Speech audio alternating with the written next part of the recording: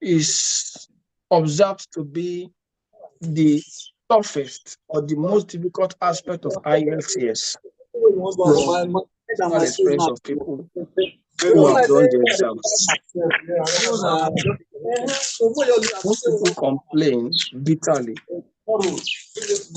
that IELTS reading appears to disturb them a lot. They struggle with it, and sometimes they wish that there is more time to practice.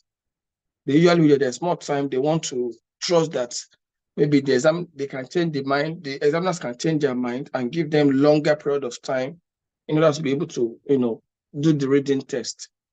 And most people who have not had that experience, they feel that IELTS actually is cheating. Why can't they help students to get better scores? Now, I'd like to say this to you quickly, that in the frankness of truth, IELTS reading is appearing to be difficult, and you cannot afford to prepare for IELTS reading nonchalantly. IELTS reading they are one of the modules that you cannot practice in the marketplace. You can't practice in a public space. You can't practice when you are busy, and you can't practice when you are under pressure. It's one of the few practices that will require that you actually prepare to practice. And I'm going to share a routine of how to prepare for IELTS reading. I want to share a routine of how to prepare for IELTS reading, and how it will be effective. But before I talk about the effective aspect, let me talk about the non-effective aspect. There are some preparations for IELTS reading that is totally not going to work for you. If you try that preparation, even if you are getting good score, you are not going to be able to pass. The first kind of preparation that occurs with IELTS reading, that is ineffective, is when you practice in a public space where there is noise. The second type of preparation that is not effective is when you practice with an object of distraction.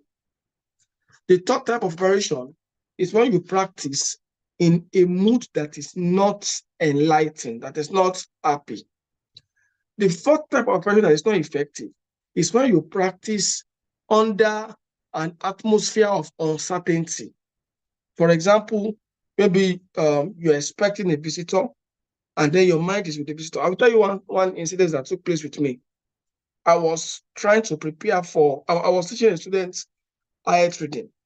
While I was teaching that student, we were trying to practice a particular question. Then all of a sudden, I just heard that the school bus that was supposed to pick my daughter for school, left her. From that minute, I lost concentration. And the moment I lost concentration, I was missing the answers instantly. I just began to get 0, 0, 0, 0. Now, when your mind is occupied and you want to practice reading, the best thing is to go and unsettle that mind. Now, there are some things you need to do as a basis of preparation for you to practice reading. Number one is the environment must be silent. The environment must be silent. There is no way you want to replace that. Now, if you are in an environment where people normally make noise, change environment. That's the secret. There's no other way to it. Just go and look for a good environment that people will not make noise. Secondly, ensure that you have handy your practice material. Let your practice material be what? Let it be handy. Let it be in your hand. If you have your practice materials on phone or on your iTab or on your computer, it is not going to serve you at all. It won't serve you. And this do not have is because that is not the kind of exam you want to write. You must have your paper, I mean your materials handy. Print them out. Number 3, there must not be any object of distraction. Your phone should be totally eliminated from your side.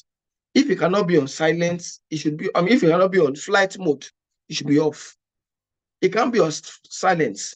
Because if somebody rings you while you're practicing, they have scattered their practice.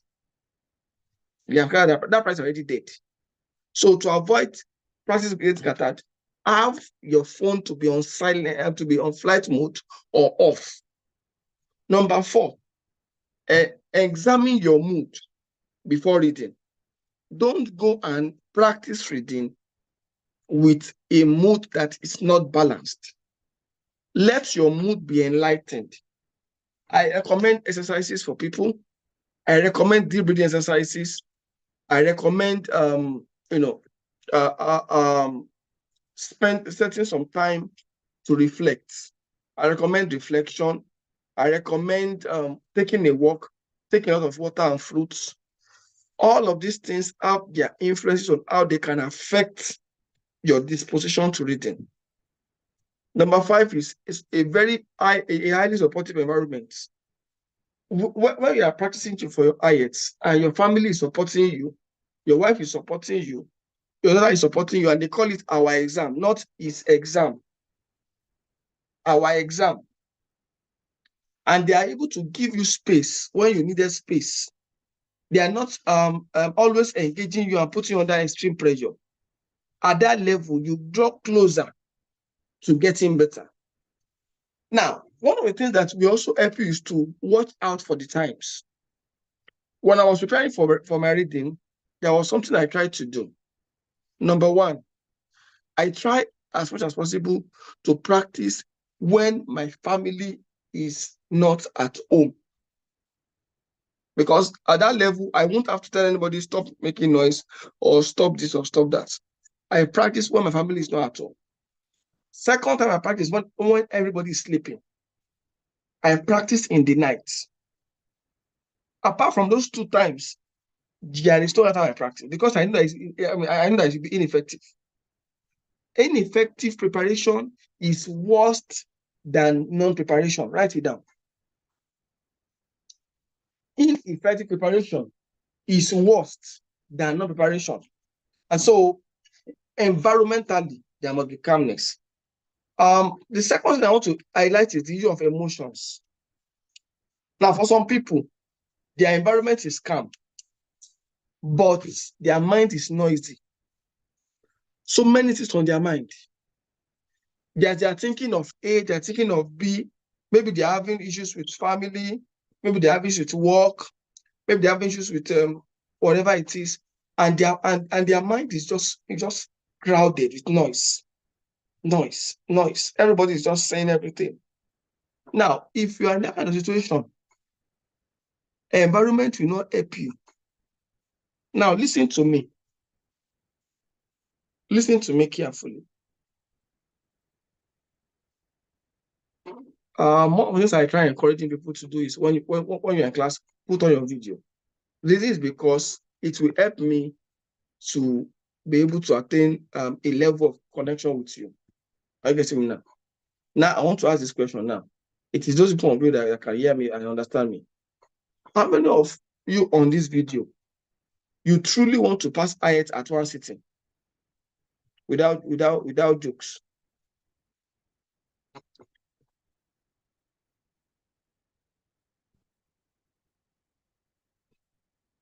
Did you get my question? That's the reason why I wanted video. Nobody had me. Hey, if you add number 1,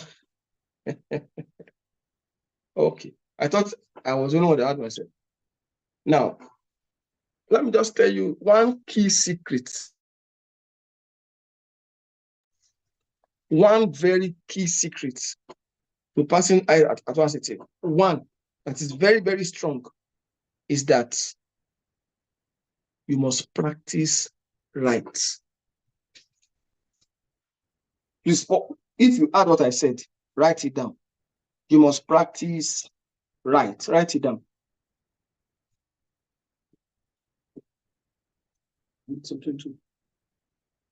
You must practice right. Did you hear me? Now, there is difference between practicing and practicing right. Take it from me.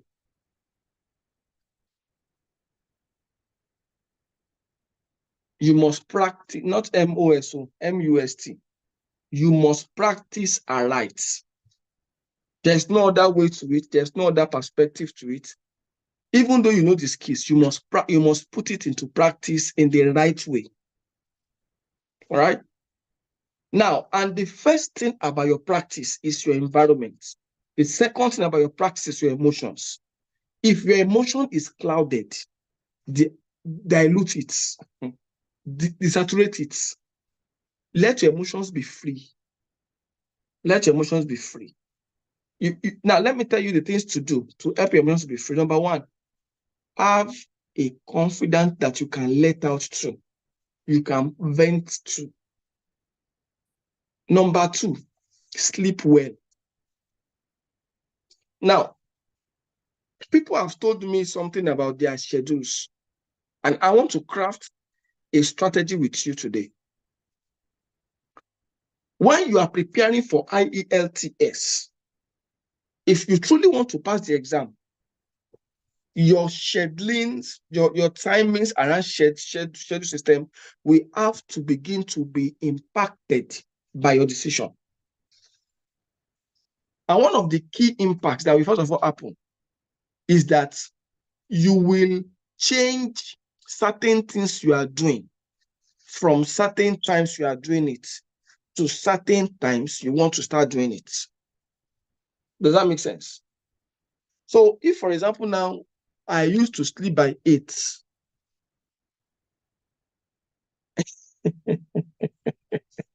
I laughed, but no, it's not up to that. Because you actually needed that sleep to be able to pass. So okay, let me come back to what I was saying. I used to sleep by 8 o'clock and I wake up by 6. Sister and brother, that timing has to what? Change. You can almost sleep by 8 and wake up by 6. You have to now either reduce the hours of time you are sleeping in the night, or you find another time during the day when nobody will be at home for you to practice. Now, practicing when you are active and when you are saturated is different. I want to say this quickly. Before you go for an IELTS exam, write this down in capital letter. Don't go for night shifts. Don't, I've seen people say, is it not IELTS? I will just go from night shift and just go into the exam. That's risk. You need 6 hours sleep before you go to the exam. 6 full hours. Because your brain can process better when there is what? Less pressure. Sleep will reduce the we would increase the pressure. Sleep will reduce the pressure on your head. Make it minimal so that you are not content with something else that is trying to connect with your thoughts. So sleep desaturates your thoughts. Your process of thinking is improved.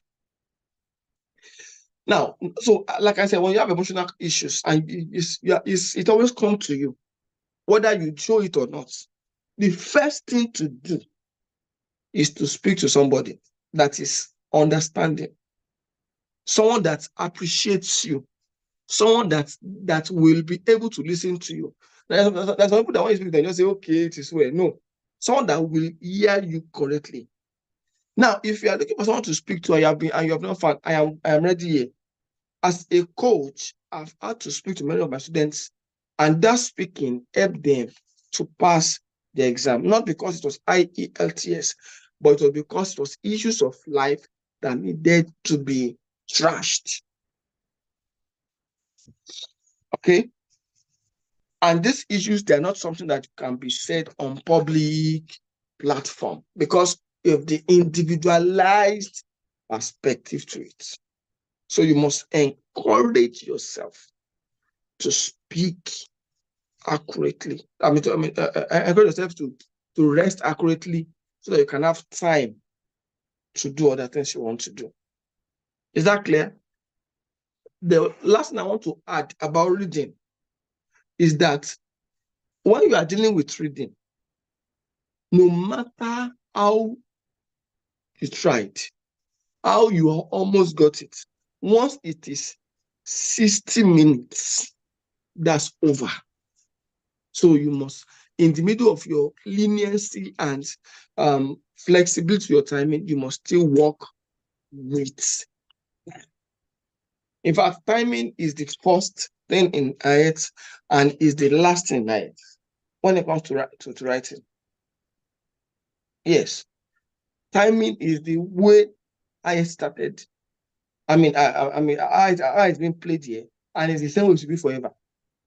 And the strategy of the examiner is to get you to lose attention, to lose focus, and to begin to pay attention on irrelevancies. That is what the examiner is looking for. And once you achieve that, that's all. So timing is key. And your approach to timing will determine how timing will become. Your approach to timing will determine how you'll be able to relate to the question. Even if it is just one thing you're able to do, go ahead and do the other one and come back. As you are doing going and coming, that area that you are confused about to be unraveled to you. Does that make sense? So I just talk about reading now, and I wanted to emphasize that instruction following in reading is a powerful tool to high-level success. All that, write it down. Instruction following in reading is a strategy to high-level success. Again, write it down.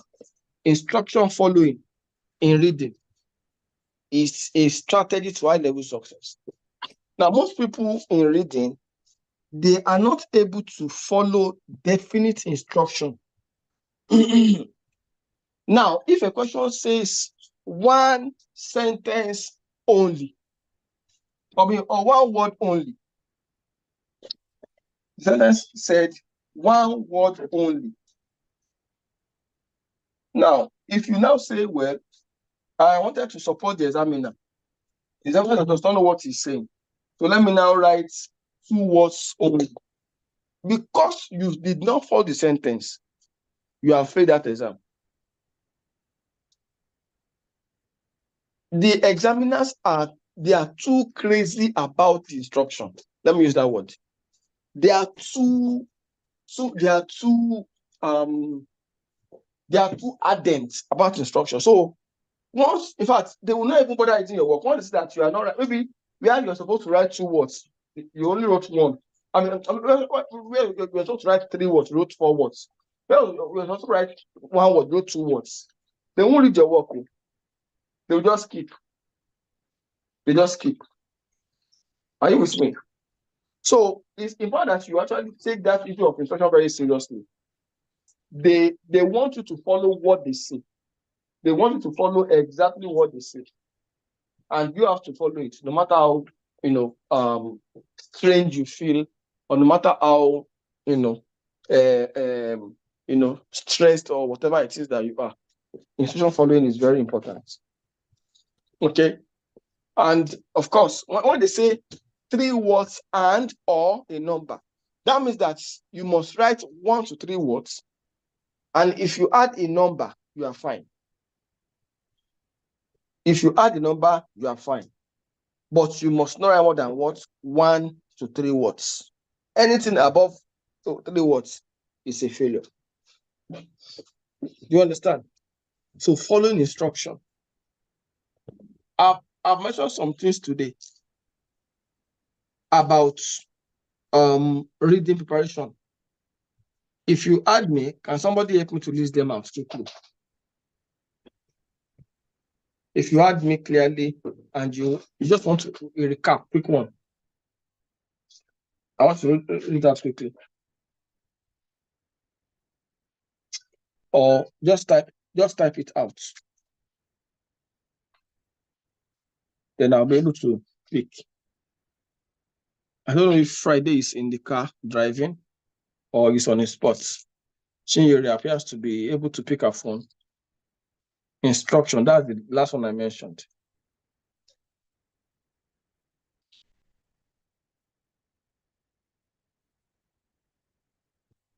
And we have others. Instructions.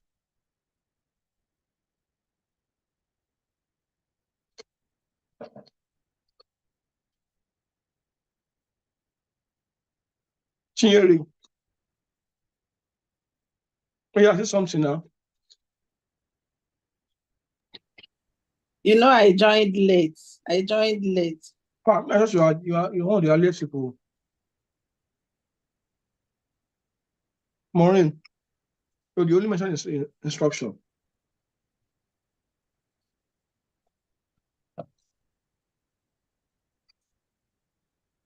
Friday, talk now. Okay, I think. Let me see if anything has been said about Friday. Good morning, everyone. Good morning. Okay, you made mention of practicing, that we need to practice as often as possible, and we should ensure that we are in a silent place. No, I didn't mention that first one.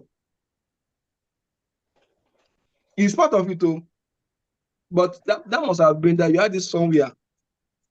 But I didn't mention that today. Let me just do a recap. I feel that people are just coming now. The first thing is, okay, I understand. The first thing is environment. Everybody, unmute and say environment. If you're not in another place, just unmute and say, I want to be sure that you're hearing me. And that is why personally I like seeing faces. If you know the motivation it takes to do this kind of class, the first motivation is that people will pass. So you are eager to make people pass, you understand? But what will encourage me is that I have seen people and they're responding to me. Otherwise, I should be like that on my bed and sleeping now. So I want encouragement. Let's respond. So what do I call number one? Environment. Your environment must be noiseless. Number two, under environment, there must be less distraction, and you must not have distractive materials, e.g., phone. Your phone must be on flight mode or must be off, not silent, not vibration, because one single flash or call can take your mind away. Number three, I talked about uncertain environment. And under uncertain environment, I stated that you must not be in an environment that is likely to distract you. That means that means that you must be able to predict that the environment will not cause distraction. For example, if you put something on fire now and you are doing reading test, that's an ineffective test, because you will likely go and check it. And if the thing started to burn and your time 1 hour is still intact, definitely you will have broken the time. And that is called ineffective practice. And I said something, and I said we should write it down. Ineffective practice is worse than non-practice. It is better not to practice at all than to practice ineffectively. Yeah. Number four, I talked about I talked about emotions. And I said under emotions, if you are pressured and you are under stress, maybe because of poor sleep, poor family issues, work pressure, all right? Before you practice, deactivate your mind of the pressure by talking to somebody that has your interest at heart. And I said, in case you didn't find anybody, I, the coach, have your interest. You can talk to me. Tell me the things that you are concerned about, and I will be happy to have a conversation with you. about it. Okay. And I also talked about taking a walk, drinking a lot of water, and sleeping well. And after that, what I had to say, when you, if you are going to prepare for exam, you must change your schedule. Your scheduling must be different from when you're not ready for exam. For example, if you have been sleeping from 8 to 6, you have to switch it, and you have to work with that switching continually. Now, when it comes to reading, what determines your success is not your practice. It is not your hearing of the strategy. It is your capacity to be consistent in practice, and not just consistent in practice, your capacity to be consistent in effective practice. Does that make sense? If your practice is effective, you will pass your reading test. But if your practice is not effective, you will fail reading test, even if it is consistent. And so that is the reason why most people, they will say, and I practice though, I don't know why I fail. Now, one thing that people should also notice that in preparing for your reading, you must be stricter with yourself than with the examiner. When you are marking your score and it is remaining only S for you to get it, and you didn't put the S, mark yourself wrong. Don't say just only S. Mark yourself wrong. It's better to be getting 5.3, 5.5, 5.4, 4.5 in practice and to get 7 in the exam than to be getting 8, 9, 9, 9, 9 and then enter exam and collect 4. God forbid. That's cruel. And I had one of my students tell me that when she practiced the things I asked her to do during the exam, even though it wasn't favoring her during practice, it favored her during the exam. And she had 7.5 in the exam, even though she never had 7 during practice. Even 6.5, she was always having 6, 6, 6 in practice. So it's better for you to fail in practice. How many of you like to fail in practice and pass in the exam? You want to fail in practice but pass during the exam. You know, my second reading attempt, the second reading attempt I did before I don't know the third one. A day to the exam, I practiced. Tough practice. I had 6. Then I went to the exam the next day and I had 9. Is it not better like that? So be strict with yourself during practice. Be hard on yourself during practice. So we are supposed to start our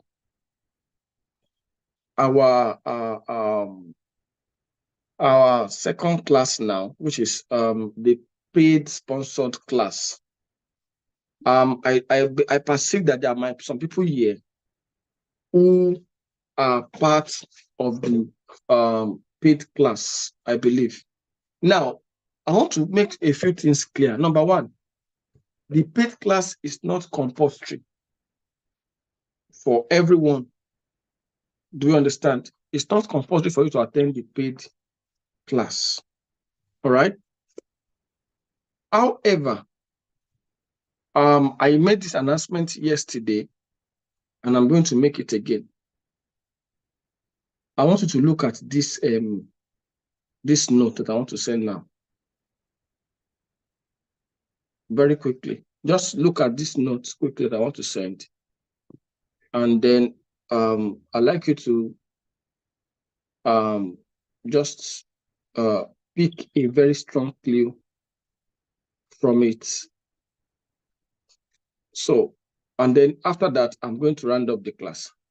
Now, in the year 2024, within the months of January and February, 1,000 or more individuals will be passing the IELTS test based on the required score. And we are currently raising 1,000 people that we do that, and I want to be part of it. Now, currently, we have a group called the Paid Sponsorship Group. That group, we are building towards 1,000. Right now, we are currently 122. All right. This group, if you're in that group, you are going to pass your IELTS exam whenever you write it, especially January and February. That's the focus.